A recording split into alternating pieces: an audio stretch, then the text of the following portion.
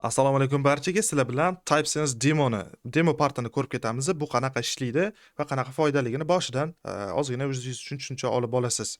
Nima uchun siz bu narsani qilishingiz kerakligini ham aynan shu partida bilib olasizlar. Bo'lmasam ko'p cho'zmaymiz, demoni ko'ramiz.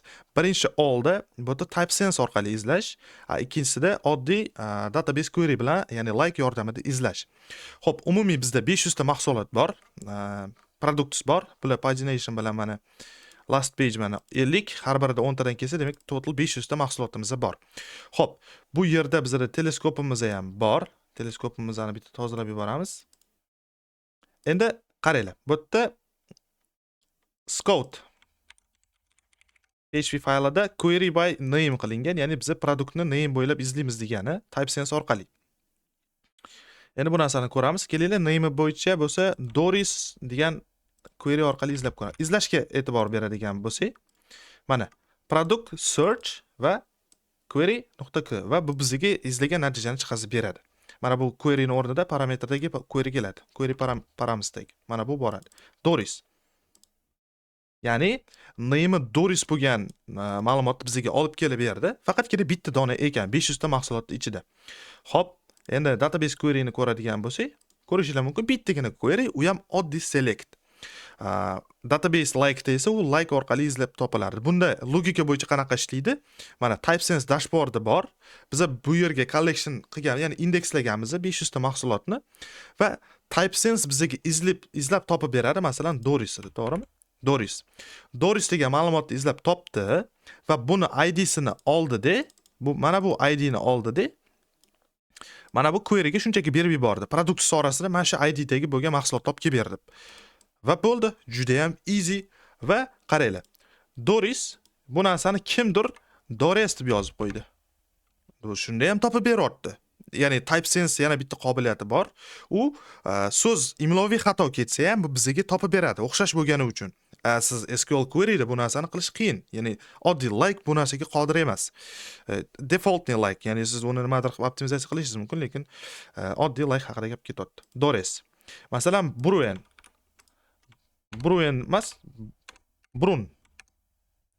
Bu holatda ko'rasizlar, mana buni chiqarib beryapti. Ya'ni o'zi xato yozsa ham bu narsani to'g'rilab izlab topib bermoqda, imloviy xatosi bo'lgan taqdirda ham.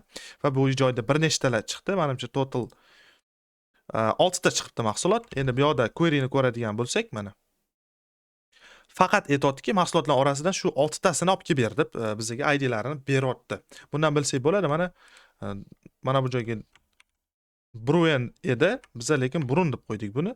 Ko'rasizlar, Brown, mana o'xshash bo'lgan so'zlarni topib olib kelib beryapti. Bruen, Brown, Brandon, ya'ni o'xshash, o'zi qarayapti, izlayapti, topyapti va kerakli ID'larni, mana 6 ta ID'ni mana bunga beryapti deb bizga mana shu narsani olib chiqib beryapti. Endi kelinglar.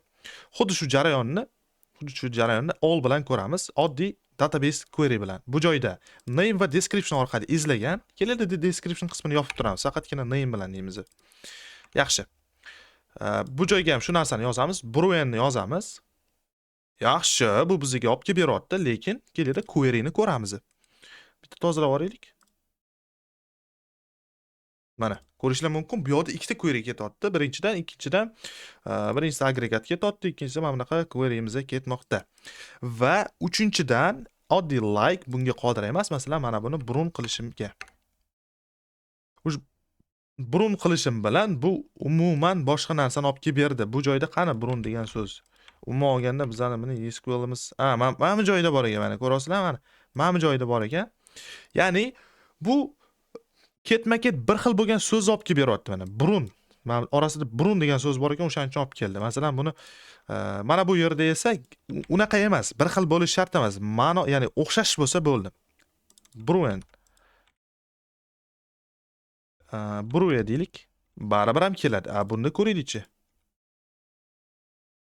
Bruen kelmoqda va orasida bir xil bo'lgani uchun Bruyek masalan kelgani yo'q. Bunda esa baribir o'sha, ya'ni aytmoqchi bo'lganim, bu oldi orqasidan solishtirib o'zi olib kelib berishi mumkin.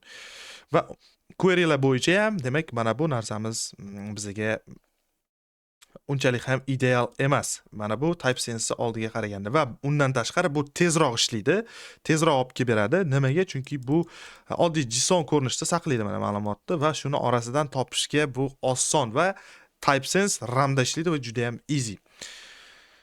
Mana shu narsalarni demak bilsak bo'ladi va siz agar TypeSense da masalan ishlatmoqchi bo'lsangiz, mana bu joyga shunchaki virgul bilan description, ya'ni ikkita kolumnalar bo'yicha izlamoqchi bo'lsangiz, name va description deb yozadigan bo'lsanglar, bo'ldi. Birdan name va description yordamida izlab ketadi.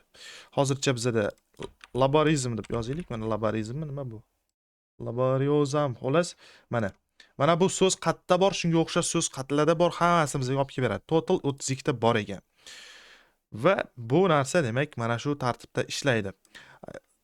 Va sizga mana bu search ko'rishingiz mumkin, juda ham oddiy search va ichiga query berildi. Agar siz imенно shu router ichida faqatgina query by name qilmoqchi bo'lsangiz, mana shu narsani yoqib qo'yadigan bo'lsangiz bo'ldi. Bu yerda faqat name bo'yicha izlaydi va description bo'yicha izlamaydi. O'shaning uchun hech qanaqa rezultat chiqmadi. Nimaga? Chunki mana bunga o'xshash so'z namelarning orasida umuman yo'q. Bu joyga a deb qo'yadigan bo'lsak va endi ishlashni boshlaydi. Masalan, Miss Alisa DDC. Qisqa qilib aytganda, mana bu narsa bizani TypeSense'imizni ishlashi va siz bu narsani qolgan partlarda amaliyot qilib ko'rishingiz mumkin bo'ladi. Siz birgacha saning videoni amaliyot qismiga, ya'ni tushuntiriladigan qismiga o'tib ketasiz. Bilaman birgacha demadingiz, o'shaning uchun o'tmadi-da. Bir deb aytish kerak. Men o'zim aytaman. 1. Assalomu alaykum barchaga. Sizlar bilan men yana Isroil Azizbek. Anchagina tanaffusdan keyin mana comeback degan bo'ladi va sizlarga eng qiziqarli mavzuni olib keldim. Siz bu narsani biladigan bo'lsangiz, ishonavering, searching qismingiz anchagina professionalroq bo'ladi ilgariga qaraganda. Bu narsani boshidagi demodan ham ko'rgan bo'lishingiz mumkin. Qara bo'lmasa ko'p cho'zmaymiz, TypeSense haqida gaplashamiz. Xo'p, TypeSense nima? Bu open source, self-hosted, real-time full text search engine bo'lib, ya'ni ochiq kodli o'zingizni serveringizga o'rnatishingiz mumkin bo'lgan real-time full text search engine. U juda ham tez ishlaydi. Uni sababi RAM da saqlanadigan search index bilan ishlaydi. Ya'ni siz ma'lumotlarni databasedan olib, bu TypeSense o'ziga indekslashingiz mumkin va u indekslangan ma'lumotlar demak RAM da saqlanadi degan ma'noda ketmoqda. JSON API orqali ishlaydi, Meilisearch va Algolia'ga o'xshaydi, lekin o'rnatish va sozlash osonroq. Bularni ko'rgan bo'lishingiz mumkin. Qaysi platformalarda Algolia searchlar bor. O'zi to'g'rilab searching qilib beradi. Endi TypeSense bizga nima beradi? Buni ishlatsak, biza uchun nima beradi? TypeSense quyidagi afzalliklarni bizga beradi. Birinchisi, tezkor qidiruv, ya'ni indekslangan, RAM da saqlangan ma'lumotlar bilan tezroq izlash imkoniyatini beradi. Ikkinchisi, relevance based search, ya'ni matnni to'liq mos keltirish shart emas, fuzzy search mavjud. Ya'ni yozayotgan paytingizda imloviy xatolar ketadigan bo'lsa, bu narsani ham o'zi avtomatik tushunib, demak, sizga kerakli ma'lumotni izlab topib beradi. Bu narsa SQL da qiyinroq bunaqa logika qilish. Faceted search, ya'ni kategoriya, narx oralig'ida yoki boshqa atributlar bo'yicha filtrlash imkoniyatlari ham bor. Va sinonim va type correction, ya'ni foydalanuvchi xato yozsa ham mos natijani topadi. Bu narsani tushundik. Self-hosted degani siz o'z serveringizda ishlaydi, ya'ni Algolia kabi imkoniyati cheklangan emas. Xo'p, Laravel bilan moslashgan, ya'ni Laravel ofitsialniy Scout orqali sinxronlanadi. Bu degani biz bilamiz yoki bilmasangiz ham Laravel dokumentatsiyasiga kirib Scout kutubxonasi bor. U shunaqa kutubxona full text search enginelar bilan integratsiya qiladigan kutubxona. Bu ofitsialniy TypeSense qo'llab-quvvatlaydi. Biz ham o'sha narsani ishlatamiz, amaliyotda buni ko'ramiz. Juda ham oddiy, masalan, import qilmoqchi bo'lsangiz, PHP Artisan Scout import va model nomini va pazini to'liq ko'rsatib qo'yadigan bo'lsangiz, siz qanchadir ma'lumotingiz, nechta ma'lumotingiz bo'ladigan bo'lsa, uni indekslash imkoniyatiga ega bo'lasiz. Buni doimiy qilmaysiz, birinchi safar qilib olasiz va har safar o'zi Scoutni o'zi qilib boradi. Masalan, create, update, delete amallari bajarilganida o'zi avtomatik bo'ladi, read da bajarilmaydi. Buni bilamiz, shunchaki ma'lumot og'ish. Xo'p, TypeSense search va database search. Bu narsalarni ham biz ko'ra olamiz. Ya'ni asosiy farqlari. Tezligi bo'yicha TypeSense izlaydigan bo'lsak, bu juda ham tez, chunki bu RAM da ishlaydi. Database da esa diskda qidiradi. optimallashtirilgan, ya'ni to'liq matnli qidiruv. Bunda esa like yoki full text search bilan cheklangan. Relevance, moslik, aql bilan tartiblash va oddiy tartiblash, order by. Filtrlar bor, auto target type correction bunda bor, lekin bunda yo'q. Masalan, siz SQL da like ishlatasiz, lekin qaysidir so'z xato yozsangiz, u sizga to'g'rilab bermaydi, ya'ni to'g'rilab izlab bermaydi. Bu narsa ham demak SQL da yo'q, lekin TypeSense da bor. Integratsiya qilish bo'yicha Scout bilan qilamiz. Bu Eloquent ORM, bu narsani bilamiz. Eloquent querylar bilan oddiy like yoziladi. Resurs sarfi bo'yicha RAM ko'proq ishlatadi, diskda esa database disk ko'proq ishlatadi. Qo'llanilishi bo'yicha katta dataset, real time qidiruv uchun, demak, TypeSense ishlatsak bo'ladi, lekin oddiygina CRUD, masalan, bitta title bo'yicha izlamoqchisiz va hokazo kichkina narsa bo'yicha izlamoqchi bo'ladigan bo'lsangiz, siz oddiygina SQL query ishlatishingiz mumkin. Shunchaki like qilib, kerakli natijani olishingiz mumkin, lekin kengroq davrada izlamoqchi bo'ladigan bo'lsangiz, TypeSense ishlatishingiz kerak bo'ladi. Qani bo'lmasam, endi asta amaliyotga o'tamiz. Xo'sh, bo'lmasam biz amaliyot qismiga o'tamiz. Bu yerda meni GitHub repozitoriyimni ko'rib turibsizlar. Bu hozircha private, buni public qilamiz. Bu joyda demo bor, ichida to'liq kod yozilgan va pastki readme qismida bizga kerakli narsalar demak berilgan. Mana shuni qilishinglar mumkin yoki xohlasanglar mana Scout yordamida ham ofitsial dokumentatsiyadan qilishinglar ham mumkin bo'ladi. Bo'lmasam biz mana bu bo'ylab yuramiz. Birinchi qilishinglar kerak bo'lgan narsa TypeSense o'zini o'rnatib olish, ya'ni ishlashini tushunadigan bo'lsak, TypeSense o'zi alohida bir dastur, alohida tool. U ham alohida serverda yonib turadi va ma'lumotlarni o'zi saqlab olib turadi va izlagan paytimizda o'zini serverdan izlab topib berib, kerakli IDlarni topib, Laravelga bergandan keyin u xullas databasedan olib kelib beradi. Shuning uchun mana bu narsani yozasizlar-da, o'rnatib olasizlar.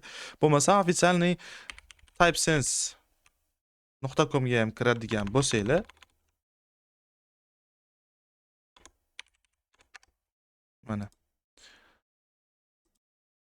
mana ofitsialniy TypeSense ga kirishinglar mumkin. Bu yerda dokumentatsiyasiga o'tishinglar mumkin va kerakli mana download quick start qilib turib va o'zingizga kerakli bo'lgan operatsion sistema uchun o'rnatib olishinglar mumkin bo'ladi. Install TypeSense, mana xohlasanglar Docker bilan, xohlasanglar Mac uchun, xohlasanglar mana Linux uchun. Mana Linux. Men mana bu joyda Linuxni ko'rsatganman va buni o'rnatgandan keyin buni sistemdan nima qilishimiz kerak? Start qilib olishimiz kerak bo'ladi. Start qilib bo'lgandan keyin mana men уже o'rnatib bo'lganman, shunchaki stop edi. Buni statusini ko'rishinglar mumkin.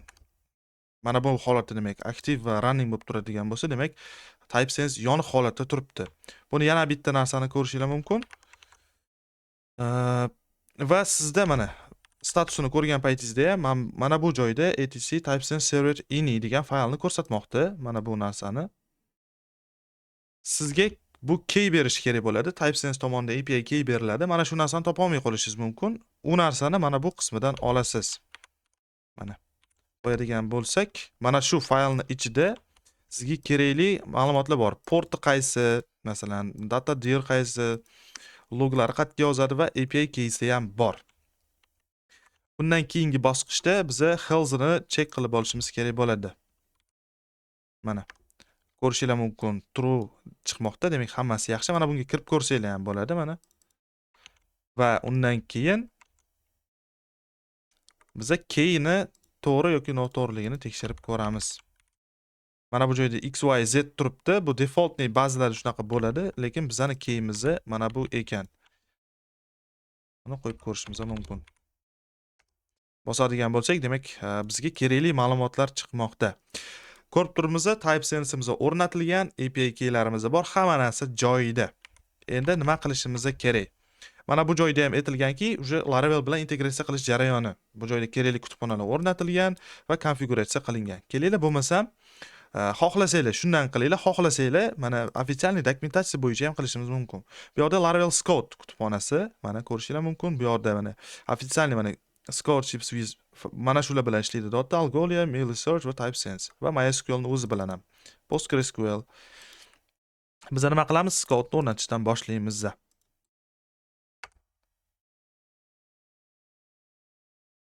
Scoutimiz demak o'rnatilmoqda. o'rnatilib bo'ldi. Endi konfiguratsiya faylini demak olib chiqishimiz kerak bo'ladi. Publish qilish kerak bo'ladi.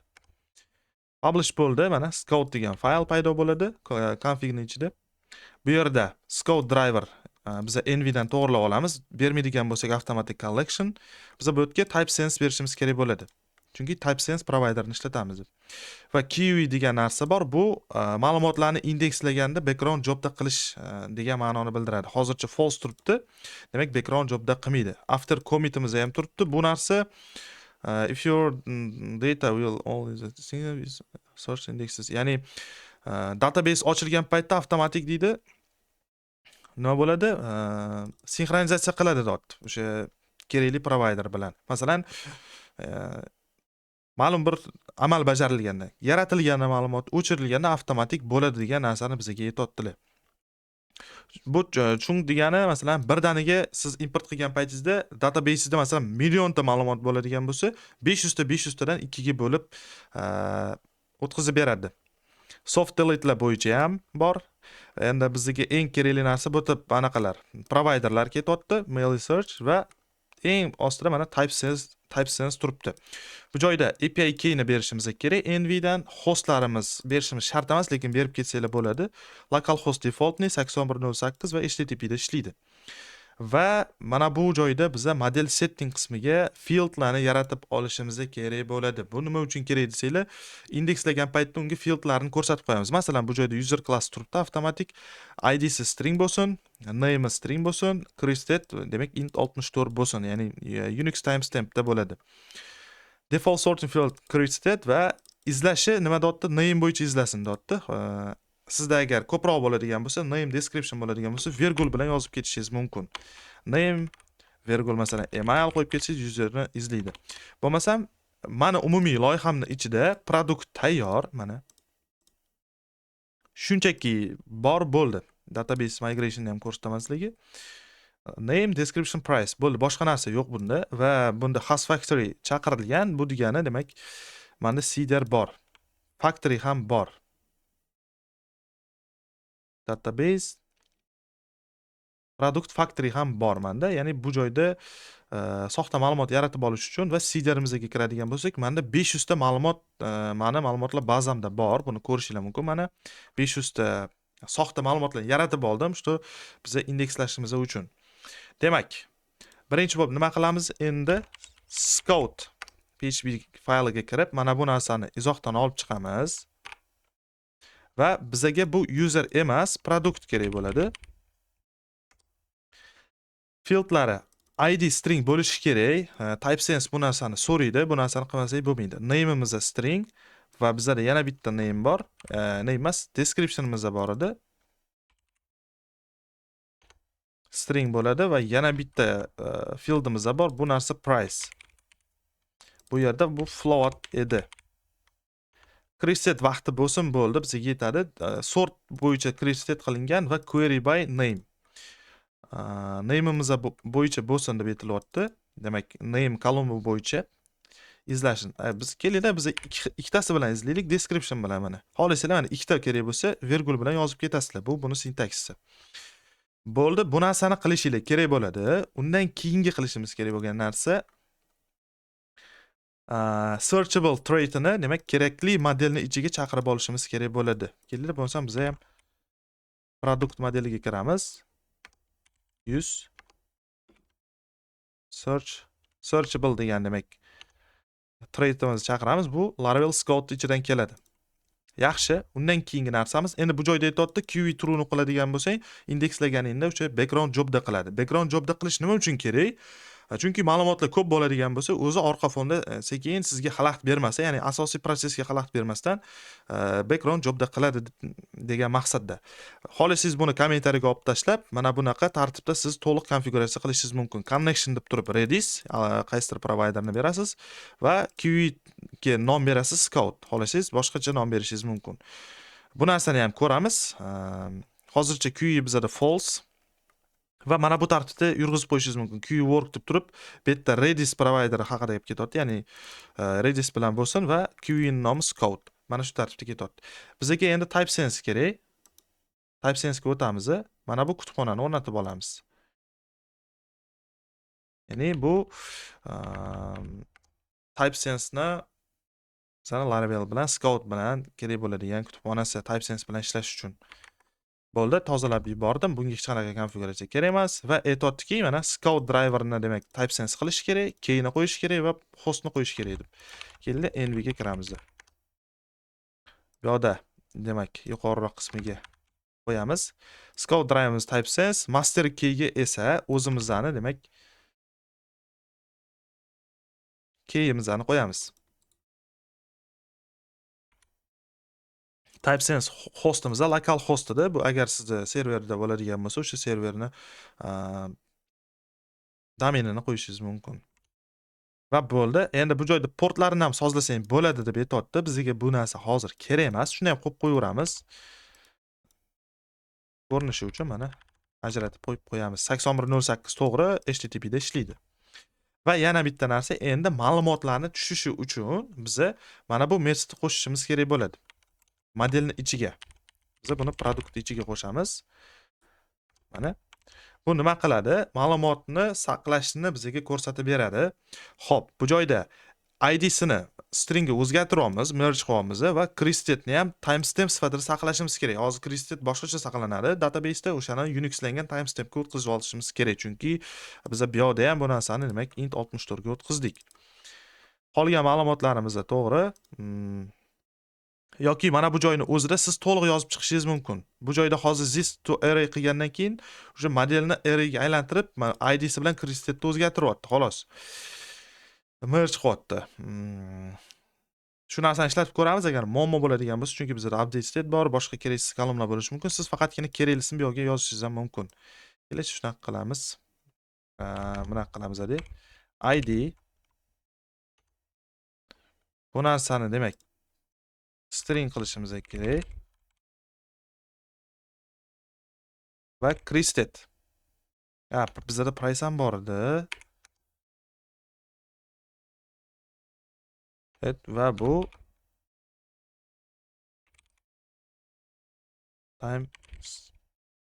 timestamp qilamiz. Don't show again. Mana bu narsani yopib qo'yishimiz kerak bo'ladi. Ya'ni bu to searchable array o'tkazib beramiz. Xo'p. Endi kelinglar bu narsa ishlaganligini qanday bilamiz? Bunda bo'lganidan keyin mana bu konfiguratsiya qilinglar deb aytayapti. Bu narsani konfiguratsiya qildik, bo'ldi. Mana bu narsaga o'tib ketdi, lekin biza buni nima qilishimiz kerak? Import qilishimiz kerak mana. Bu yerda demak, uje boshqasiga o'tyapti. Bizga price'imizda float bo'ladi. Bu narsani ham qilib ketishimiz kerak. Mana bu yerda price'imizga ham float kerak. Qolgan narsalar o'z o'rnida. Xo'sh. Endi nima qilamiz? TypeSense uladik, envlarni sozladik. Endi biza ma'lumotni TypeSense ga import qilishimiz kerak bo'ladi. Bu qanaqa komanda bilan bo'ladi? PHP artisan scout import va modelni ko'rsatib qo'yamiz. Modelimizda demak app models to'liq fazi bilan ko'rsatiladi. Enter bosamiz. Aytayaptiki, mana 500 ta ma'lumot demak import bo'ldi deb aytayapti. Okay. Qayerga import bo'ldi? Qayerdan bilamiz import bo'lganini degan savollar bo'lishi mumkin. Bu narsaga ham demak yechim berib ketamiz. Buning uchun qaranglar. TypeSense dashboard deb izlaydigan bo'lsanglar, TypeSense o'zini dashbordi chiqadi. Bu yerda mana API keylarni qo'yishinglar orqali siz onlayn dashbordga ega bo'lishingiz mumkin. Mana. Lekin bitta muammo bor. Men Brave brauzerni ishlatyapman. Bu narsa Brave'da ishlamadi. Siz bu dashbordni xohlasangiz lokalni ham ko'tarishingiz mumkin. O'sha payt sizda hech qanaqa muammo bo'lmaydi. Men hozir lokalni qilib o'tirgim kelmadi. Ya'ni TypeSense dashbord desanglar, mana bu GitHub chiqadi. Bu GitHubga kirib, mana sizda Docker bo'ladigan bo'lsa, Docker bilan bemalol buni konteyner ko'tarib, o'sha yerda run qilib olishingiz mumkin. Mana bemalol. Yoki onlayn ishlataman desangiz, men hozircha Chrome orqali ishlatdim. Ya'ni bu narsa Chrome'da ishladi, lekin Brave'da ishlamadi. Buni sababiga men aniqlaganim yo'q. Aniqlashga unchalik ham harakat qilmadim. Kelinglar bu narsani bu yerga qo'yib kirib ko'ramiz. Yaxshi, endi biz uje men kirganim uchun uje kirgizib yubordi. Kelinglar logout qilamiz-da, keyni qo'yamiz. Mana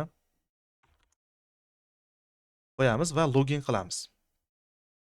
Bu yerda mana ko'rishinglar mumkin. Dashboard, CPU va hokazo hamma ma'lumotlarimizni ko'rsatib beryapti va collections degan qismi bor. Bu joyga kiradigan bo'lsak, menda mana products degan demak collection paydo bo'ldi.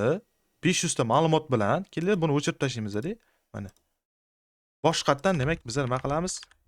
Import qilamiz. Mana 500 tasi tushdi deb aytayapti. Bitta yangilab yuboradigan bo'lsak, ko'rishinglar mumkin.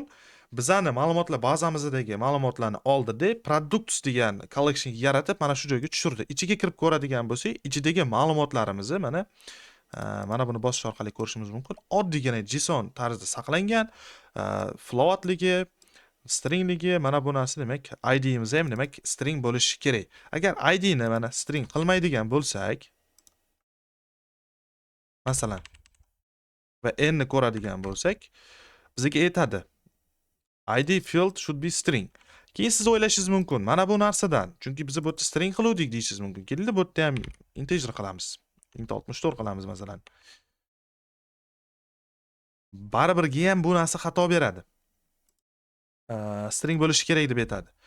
Muammo shunda. Demak, biz TypeSense bizdan string so'raydi. Mana, endi ko'radigan bo'lsak, 500 ta import bo'ldi. Agar siz import bo'lgan ma'lumotni o'chirib tashlamoqchi bo'lsangiz, flash qilishingiz kerak bo'ladi. Mana.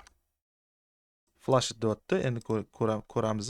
Yo'q, biz bunga kirishimiz kerak edi. Collectionsdan tozalanib ketgan. Yaxshi, biz import qilib olamiz. Mana. Va bizda 500 ta ma'lumot bor va buni ichida ko'radigan bo'lsak, ma'lumotlar hammasi joyida. Mana bu joyda izlash o'z interfeysi ham bor. Mana. Ko'rishingiz mumkin. Mana bu bo'yicha izlayapti. Hozirlik description bo'yicha ham izlasanglar bo'ladi. Mana shu narsani o'zini chiqazib beryapti. Xo'sh, qisqa qilib aytganda bu searching deylik quiz deb yozilgan ekan, mana. Quiz. Mana shu narsani qus qilib qo'yadigan bo'lsak, demak chiqmadi. Mana ko'rishingiz mumkin. Xato yozyapman, quiz qilib yozyapman, lekin mana bu narsa ekanligi haqida bu bilyapti. Ya'ni anchagina SQL ga qaraganda aqlliroq. Defaultning o'zi aqlliroq. Mana bu tomondan ham chiqmoqda. Demak, bizga keraklilarini topib yuboradi. Paginatsiyalari ham bor. Qisqa qilib aytganda, bu dashboard bizga shunaqa qulaylikni olib keladi. Biz bu mana bularni ko'rishimiz mumkinligini bizga ko'rsatadi. Sxemasini ko'rsatadi. Mana sxema fieldni biz demak mana bu yerdan yaratib olganmiz. Scout PHP da mana id'si string bo'lsin, name string bo'lsin, masalan created int 64 bo'lsin deb mana bu joyda mana ko'rishingiz mumkin. Typelarimizni mana shu yerdan yozilgan. String mana bunaqa degani bu biz JSON tarzida saqlaymiz. Database ga masalan o'sha paytda kolumnlar JSON bo'ladigan bo'lsa, mana shunaqa tartibda qilib qo'yishingiz mumkin. Qisqa qilib aytganda mana shu biz nima qildik? Hozir Laravelni Scout bilan Scout yordamida TypeSense bilan birga integratsiya qildik. Endigi qilishimiz kerak bo'lgan narsa bu narsani ishlatish. Xo'sh, endi sizlar bilan nima qilamiz? Buni qanday qilib ishlatamiz? Ishlash juda ham oson. Biz ofitsial dokumentatsiyaga kiradigan bo'lsak ham mana shunchaki search deb yozamiz va ichiga kerakli so'zni beradigan bo'lsak, bu bizga topib beradi. Shu narsa haqida aytayapti. Kelinglar biz sizlar bilan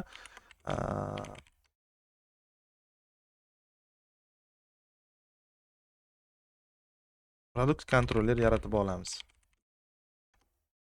Va buni ichiga demak nima qilishimiz kerak? Bitta indeks ochamiz.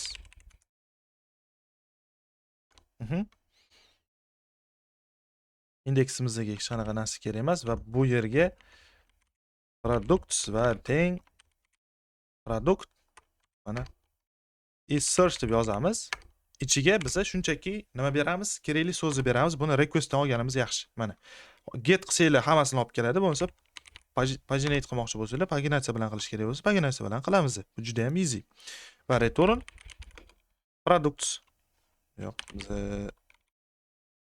products qilamiz. Mana yaxshi. Endi biz API fayli defaultni yo'q bo'lgani uchun kelinglar mana shuni o'zini routni o'zini ishlatib qo'ya qolamiz. Class va qaysi metodligini yozamiz. Index kerak bizga. Bo'ldi. Endi kelinglar shu narsani biz ishlatamiz. Artisan server. Mana biz Laravelga kirib olamiz. Va bu yerda ko'rishinglar mumkin, hech qanaqa query bo'lmagani uchun default bizga kelyapti teskarisiga mana. Created by bo'yicha demak 500 dan orqaga qarab ketyapti. Endi biz bu yerga yozishimiz mumkin. Keling, shu narsani qisqartiraylik. Yozishga erinayapman. Mana buni q qilib qo'ya olamiz, bo'ldi. Q teng, masalan, mana bu joyda quiz mana bunaqa degan narsa bor ekan. Nima uchun bu narsa chiqdi? Chunki mana bularni bizga to'xtanglar, mana bunaqa to'liq qilaylik. Biz shu bilishimiz uchun izlaganimiz kelyaptimi bilishimiz uchun mana shunaqa narsa qildik. Demak, mana bu narsani olib kelib berdi. Endi qaranglar. Mana buni izlab ko'ramiz. Imенно shu kelishi kerakmi, yo'qmi?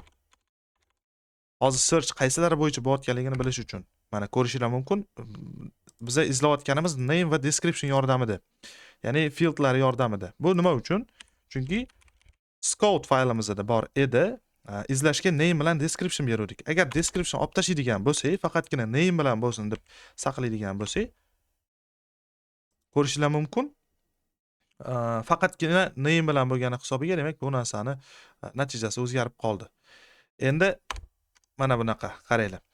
Xo'p, umuman takrorlanmas bo'lgan bitta description yozamiz, bu narsani sinab ko'ramiz. Buning uchun kelinglar, mana bu yerda bitta ma'lumot yaratib yuboramiz. Store o'chiramiz va request all qilmaymiz, kelinglar qo'lda yaratamiz, chunki bu narsani qayta-qayta qilib o'tirish name request name yoki deymizda yangi deymiz mana. Yangi description kerak bizga. Yoki yangi description va bizda price bor. Price ni defaultni berib qo'ysak ham bo'ladi. Request price yoki va bo'ldi edi bizda. Store ni ham biz nima qilamiz? Get metodiga to'g'rilab qo'yamiz. Create. Endi bu narsa noto'g'ri, lekin biz shunchaki ma'lumot yaratsak bas. Kelinglar ko'ramiz. Create.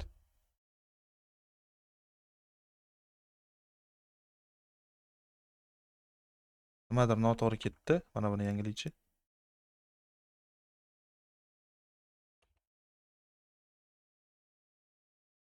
Nima noto'g'ri qildim? Create yo'q ekan, men bitta store qilishim kerak. Bo'ldi. Bunga server qotishi kerak emas. Create. Mana browserim qotyapti. Bonjour had problem. Yo'q. Bizda Bonjour bilan muammo bo'lyapti. Bizning extensionimizni hop to'xtaylik, bu yerdan qilamiz. Mana. Umuman olganda kelinglar, mana bu yerdan qilamiz. Bu nima qotdi bu? Mana kompyuterim mana ko'rishinglar mumkin. Menimcha buni o'zi ham ishlab ketdi. Bo'ldi. Biz bu yerdan create qilamiz.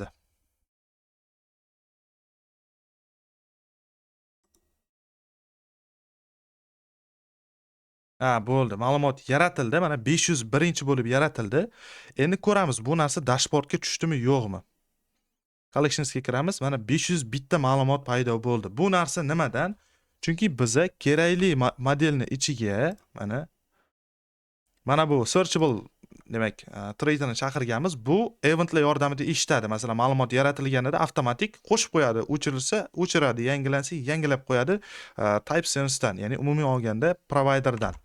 Ichiga kirib ko'radigan bo'lsak, 501 ma'lumotimiz demak, yangi description, yangi degan ma'lumotlar bilan paydo bo'ldi. Endi bu narsani kelinglar izlab ko'ramiz. Bu yerda q teng yangi deylik. Ko'rishlar mumkin yangi va agar men yangi description deb izlaydigan bo'lsam, mana bu narsa menimcha o'rtada uzilish bilan bo'lyapti shekilli. Postman bilan ko'ramiz. Postmanni yoqib oldim. Endi kelinglar, menimcha yangi deb yozamiz. Yangi deganimiz chiqyapti. Endi description o'zi bilan izlashga harakat qilamiz. Bu yerda nima uchun bu narsa bunaqa bo'layotganligini so'raydigan bo'lsa, chunki yangi degan so'z name'da ham bor, o'shani hisobiga kelyapti. Bizga chiqmasligi kerak edi agar descriptionni o'zi bo'lsa. Chunki faqat name bilan izlash kerak edi. Biz nima qilishimiz mumkin? Yangi produkt yaratishimiz mumkin va nomi yangi bo'lmagan eski deymiz. Mana masalan. Endi biz bu yerda buni olib yangi routga qo'yib create xato qildik. Mana eski va yangi. Ko'radigan bo'lsak, bizda eski deydigan bo'lsak, bu chiqyapti va yangi deb buni yozadigan bo'lsak, faqat bu chiqyapti. Nimaga? Chunki boyagi narsa iminna name'da yo'q edi. Name uni eski edi, o'shaning uchun u chiqmadi. Mana bu nima uchun chiqyapti? Chunki name'da yangi degan so'z bor edi. Va yana bitta narsani tekshirib ko'ramiz, qaranglar. Yangi endi bu narsani yangi deb yozib ko'ramiz. Deylik, ba'zi bir shevalar mana yangi deb gapiradi, Toshkent shevalar. Ko'rishingiz mumkin, bu narsani topib olib kelib beryapti. Siz bu narsani SQL da qiladigan bo'lsangiz, bu narsani topib olib kelib bera olmaydi. Oddiygina like ni o'zi. Mana yangi masalan description ni o'zini yozadigan bo'lsak, bu уже ishlamaydi. Nimaga? Chunki biza description bilan izlashni qilmaganmiz.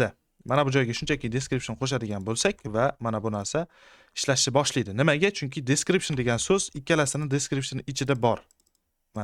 Mana shu tartibda siz juda ham easy izlash imkoniyatiga ega bo'lishingiz mumkin. Va buni ishlashini kelinglar endi qanaqa ishlayotganligini sizlar bilan kashf qilamiz. Bu qanaqa ishladi, bu nima bo'ldi degan savollarga demak ketma-ket ko'rib ketamiz teleskop yordamida. Xo'sh, endi nima qilamiz? Sizlar bilan teleskopni o'rnatib olamiz. Buning uchun Laravel ofitsial dokumentatsiyasiga kiramiz. Teleskop nima uchun? Chunki bizda orqada qanaqa query ketayotganligini ko'ramiz, sizlar bilan ko'zinglar bilan ko'ramiz. TypeSense ishlatsak nima bo'ladi? Toza SQL query ishlatsak nima bo'ladi? Teleskopni o'rnatamiz. Yangi demak terminal yordamida. Va bu yerga o'tamiz, install va migratsiya qilib yuboramiz. Mana. Demak, bizda tayyor. Laravelga kiramiz va teleskopga kiramiz. Mana bu yerda bizda demak query qismiga o'tib olamiz. Querylarimizni tozalab yuboramiz bitta. Qaranglar, hozir izlaydigan bo'lsak, ma'lum bir narsani izlaydigan bo'lsa, masalan description. Bu yerda ikkita ma'lumot chiqmoqda, qaranglar. Mana. Endi qanaqa query ketyapti bu yerda? Bu yerda session ketyapti, sababi biz web route ichidamiz. O'shaning uchun session ketyapti. Bu ikkala session bizga aloqasi bo'lmagan route. To'xtanglar, mana shu narsani ham tushuntirib ketishga harakat qilaman. Bu session nima? Browser session olib, bu tablega saqlaydi. Sessions tablega saqlaydi. Nima uchun? Chunki session store database bo'lib qolgan. Birinchidan mana session driver. Buni masalan fayl qilishingiz mumkin. O'z default faylida 11 dan boshlab mana shu databasega o'tib ketdi. Endi ko'ramiz yana bir marta. Querylarni ko'ramiz. Mana u yog'iga уже session ishlamaydi. Mana buni o'chirib tashlaylik. Mana. Ko'rasizlar, bizda bittagina query ketyapti. Bu yerda ham select yulduzcha from products va ID'si 502 va 501 bo'lganlarni olib kelib ber degan query ketyapti. Nima uchun? Ishlashini tushunadigan bo'lsak, TypeSense nima qiladi? Kerakli ma'lumotlarni izlab topadi. Undan keyin mana shu topilgan ma'lumotning ikkita ID'sini Laravelga beradi. Ya'ni databasega beradi, qisqa qilib aytganda. Database shu faqat ikkalasi chiqqan rezultatdagi ID'lar orqali ma'lumot topib olib kelib beradi, bo'ldi. Bu yerda hech qanaqa like yoki qanaqadir boshqa query ketmaydi, shunchaki select.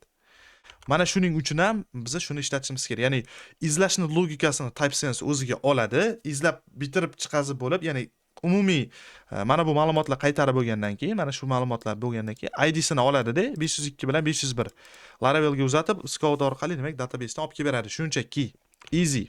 Juda ham easy. Endi kelinglar, biz nima qilamiz? Ikkinchi searchni yo'lga qo'yamiz. Bu yerda database bilan search qilamiz. Kelinglar. db search. Bu yerda masalan product search qila olmaymiz. Bu yerda where bo'ladi, where ishlatiladi. Name like masalan. Faqat name bilan izlash kerak bo'lsa, demak, mana shu tartibda qilamiz. Agar yana kerak bo'ladigan bo'lsa, bizda or where bor, buni bilamiz. Strelkasi qolib ketdi.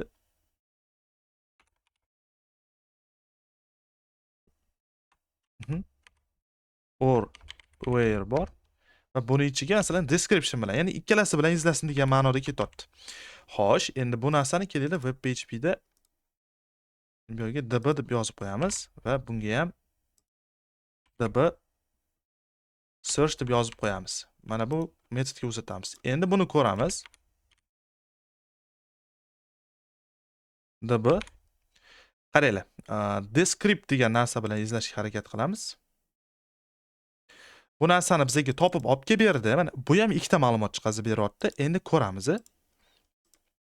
Bu yerda nechta anaqa ketyapti, query ketyapti. Birinchidan agregat qilyapti va undan keyin chiqqan ma'lumotni bizga olib kelib beryapti. Bu yerda ham mana uje query bunday logichni o'ylasak ham uje ko'proq ketyapti. Bu yerda paginatsiya haqida ham gap ketyapti. Bu yerda uje ikkita mana bunaqa demak ortiqchasi bilan ham ketyapti va bu yerda agregatsiya ham qilinyapti. Ko'rishingiz mumkin. Bu nima degani? Bu bizga sal bo'lsa ham muammo degani. Undan keyin aqlli searching bo'yicha ham, bo'lsa ham, masalan qaranglar, description degan so'zni atayin xato yozamiz. Birinchisida description emas mana. Mana buni description emas, description deb qo'yamiz mana. Ko'rishingiz mumkin, natija o'zgargani yo'q. Kelinglar, xuddi shu narsani olamiz-da. Mana bu yerga yozamiz. Description bo'lib qolibdi-ku. Description emas, description demoqchi edim men. Mana bunda natija o'zgargani yo'q. Descriptionda bunda ko'radigan bo'lsak, natija yo'q bo'lib qoldi. Nimaga? Chunki u boshdan oyoq izlashga harakat qiladi. Oddiy SQL'imizda. Mana agregatdan keyin mana where qiladi. Bizlarni oxirgi anaqamiz qani? Umuman chiqmabdi ham. Bu yerga mana. Faqat agregatsiya bo'lyapti. Where like. Natija demak 0 ga teng. Вообще umuman u narsa yo'q, lekin mana bu narsada bor. Chunki bu o'zi izlaydi, qarab solishtirib, siz bunday ham qilsangiz bo'ladi, oldi orqasini solishtirib yoki boshqadir yaxshiroq yo'li bordir query bilan, lekin oddiygina like bilan siz bu narsaga erisha olmaysiz. Undan ko'ra bir marta mana bunaqa qiling va kerakli natijaga erishing. Undan keyin masalan siz mana bu narsa umumiy model uchun ishlasa, sizda ba'zi bir joyda faqat name bilan izlash kerak bo'lib qoladigan bo'lsa, mana buni ham siz shunaqa narsa qilishingiz mumkin. Bu yerda option ketadi. Options. Bu yerga ham siz nima qilishingiz mumkin? Mana bu query by ni yozib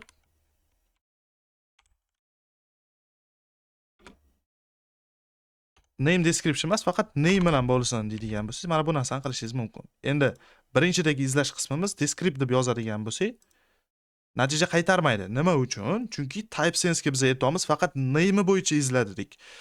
Name bo'yicha izlaganida name da description degan so'zni o'zi yo'q. O'shaning uchun ham nima bo'ldi?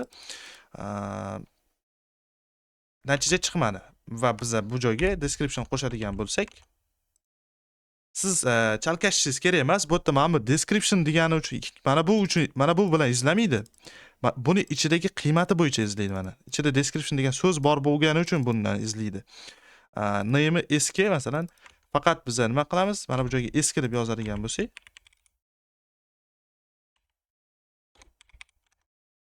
mana bu chiqadi. Lekin biz bu yerda name olib tashlaydigan bo'lsak,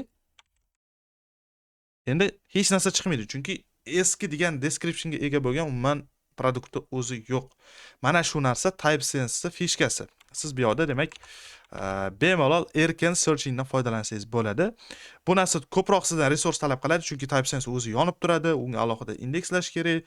Lekin siz ishlashingiz kerak bo'lgan narsani demak anchagina yaxshiroq qilib beradi.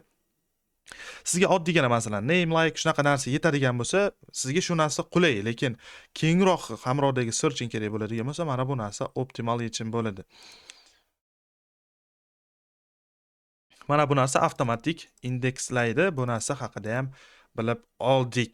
Endi keyingi videomizda, keyingi partida QE lar qanaqa ishlash haqida ham sizlarga ko'rsatib beraman. Mana endi sizlarga mana shu QE ni true qiladigan bo'lsak nima bo'ladi, o'chiradigan bo'lsak nima bo'ladi, mana bu konfiguratsiya qilsak nima bo'ladi, mana shu narsani sizlarga ko'rsatib beraman. Xo'p, birinchidan biz kirishimiz kerak bo'lgan narsa Scout fayliga kiramiz. Yuqori qismida QE degan joyi bor va Scout QE ni demak env ga qo'yamiz. Xo'p. Azroga qo'yaveramiz. Mana teng true qiladigan bo'lsak, xo'sh, nima qilishimiz kerak? Bu yerda biza TypeSense ga kiramiz-da, dashborddagi collectionlarni o'chirib tashlaymiz. Delete qilib tashlaymiz. Va kelinglar endi import qilib ko'ramiz. Mana. Etotda mana bu joydan ham bitta narsani ko'rsanglar bo'ladi. Chunk degan narsa bor edi, yozilgan edi. 500 tadan keyin ikkinchi safar ketotdi ikkitasini. Birinchisida 500 ta, ikkinchisida 501, 502 larni qildi. Ya'ni 500 tadan bo'lib qildi. Records has been imported deb etotdi. Ya'ni bu yerni ko'radigan bo'lsak, lekin ma'lumot import bo'lmagan. Bu nima uchun? Chunki background jobga olib qo'ydi. Biz bu yerdan ko'rishimiz mumkin. Mana TypeSense database ga kiramiz. 7 ga kiramiz va bu yerda jobs ga kiradigan bo'lsak, bitta job paydo bo'lgan. Umumiy olganda ikkita bo'lib qopti. Bu narsani bajarmagunicha, demak, chunki ikkita, chunki birinchisida 500 ta, ikkinchisida 500 ta, ikkitagina edi. O'shaning hisobiga ikkita paydo bo'lgan. Bu narsa bajarilmasa, demak, import bo'lmaydi. Buni qanaqa qilamiz? Artisan QE work. Mana defaultni qilib ikkalasini run qildi va endi TypeSense ga kiradigan bo'lsak, mana 502 ta paydo bo'ldi va har safar ma'lumot qo'shganinglarda, endi ma'lumot qo'shadigan bo'lsak, bu nima qiladi? Avtomatik background jobga oladi. Mana joblarimiz database da bo'lgani uchun, kelin ma'lumot qo'shishga harakat qilamiz. Buni o'chirib qo'yamiz, atayin ma'lumot qo'shishga harakat qilamiz. Create. Ma'lumot 503-ID tushdi, lekin TypeSense ichiga kiradigan bo'lsak, mana 502 ta ma'lumot deb aytib turibdi bizga. Nima uchun? Chunki bu background jobda qolib ketdi. Mana. Endi bu bajarildi va ko'radigan bo'lsak, ishladi, 503 ta bo'ldi. Endi mana bu konfiguratsiya haqida ham ko'rib ketamiz. Siz kengroq konfiguratsiya kerak bo'ladigan bo'lsa, mana bu narsani ishlatishingiz mumkin. Scout fayliga kiramiz. Mana bu narsani o'chiramiz, o'rniga qo'yamiz va connection Redismi, database, bizga database yetadi hozir. Redis konfiguratsiya qilinmagan. QE nomi Scout. QE ni bitta o'chiramiz va kelinglar yana bitta ma'lumot qo'shishga harakat qilamiz. Mana bitta ikkita qo'shdik. Xo'p, database ga kiramiz, jobs ga kiramiz. Mana joblar turibdi va bu QE si mana Scout. Bu default emas. Endi siz bu narsani Artisan QE work qilish orqali ishlata olmaysiz, chunki QE larni o'zi ham gruppalarga bo'linadi. Bitta naming orqali gruppaga bo'lingan.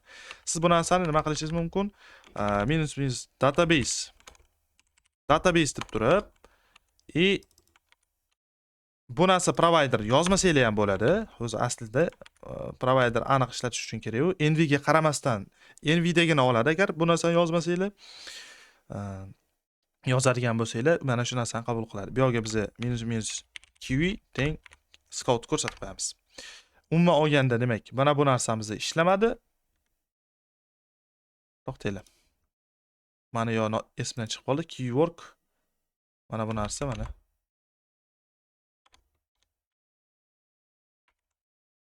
Mana, men noto'g'ri yozdim shekil. QE bo'lib qopti, QE orqasi qolib ketibdi mana. Mana shu narsani run qildim va bu birdan ishlashni boshladi.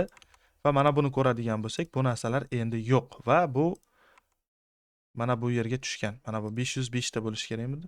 505 ta bo'ldi. Bu narsani ko'rishingiz mumkin. Mana oxirgi ma'lumotlarimiz ham tushgan. Xo'sh, bu nima degani? Siz kengroq konfiguratsiya qilib, bu narsani alohida gruppaga olib va alohida provider sifatida buni ishlatib olsangiz ham bo'ladi. Mana connection sifatida database yoki Redis va bundan oldin mana bu yerga, demak, mana bu dokumentatsiyada ko'rishingiz bo'yicha Redis deb yozilyapti. Bu Redis bo'lgani uchun bizga database va siz immunni mana shu Scout uchun alohida providerni job sifatida ishlatishingiz haqida aytib ketgan, ya'ni maslahat berib ketishgan. Chunki biz database'imizni tasavvur qiling. QE connection bizda QE degan narsa bo'lar edi bu yerda. Mana QE connection database emas, masalan Redis bo'lib qoldi. Siz o'sha paytda mana bu narsa siz yozadigan bo'lsangiz, avtomatik Redis bilan run qiladi. Lekin bizdagi imенно bu narsamiz nima? Database ustiga qurilgan. O'shaning uchun ham oldiga database deb yozib qo'ysanglar, bu narsa demak to'g'ri bo'ladi. Mana bu joyda ajralib ketish kerak. Mana bo'ldi. Yangi ma'lumot qo'shadigan bo'lsak, avtomatik asosiy nima deydi, create qilganingizni create qilishga xalaqit bermagan holatda yangi ma'lumotni indekslab beradi. Juda ham oson va yana bitta narsani ham ko'rib ketishinglar mumkin. Mana bu joyda indekslagandagi nomini. Mana xohlasanglar mana bu metodni olasizlar-da. Model ichiga kiramiz. Produkt modelga pastrog'iga qo'yishimiz ham mumkin. Searchables as degani, ya'ni collection nomi. Masalan, posts index. Bu produkt qilaylik shuni. Bu narsani yozmasanglar defaultni table name oladi. Agar yozadigan bo'lsangiz shu narsani oladi. Buni qanday import qilamiz? Doimgidek artisan scout import qilib olishimiz ham mumkin. Mana 500 ta undan keyin 6 tasini qildi va jobimiz ishladi. Endi bu yerga kirib collection ko'radigan bo'lsak,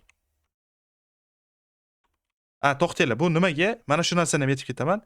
Job ochiq holatda bo'lishi kerak. Bu narsa qabul qilinishi uchun o'chiramiz va yana bitta yoqamiz. Endi import qiladigan bo'lsak, yangi o'zgarishni qabul qiladi mana. Mana bu o'zgarishni qabul qiladi. Bitta yangilab boramiz va products index paydo bo'ldi va 506 ta ma'lumotga ega. Endi mana bunga bog'landi. Agar bizda bu narsa metod yo'q bo'lsa, defaultni, demak, table nomini olib ketadi. Umuman olganda ko'rishimiz kerak bo'lgan narsa shu. Scout yordamida, demak, TypeSense ishlatishni foydalarini birgalikda ko'rib ketdik. Bu narsa bizlar uchun demo. Sizlar bilan Isroil Bazibey bo'ldi. Keyingi videolarimizda ko'rishguncha xayr, salomat bo'linglar. Bu videoni ko'rganlar baxtli bo'lsin. Men sizga baxt tilovchi odam sifatida baxtli bo'ling. Hammamiz baxtli bo'laylik. Men esa qiz toping, uylaning, bola chaqali bo'ling. Siz esa baxtli bo'ling, men ham baxtli bo'laman. Sizlar bilan Isroil Bazibey bo'ldi. Keyingi darslarda ko'rishguncha. Bu joyni hech kim eshitmaydi, shunday ham aytib qo'y. Atayin shu joyga yetib bordim.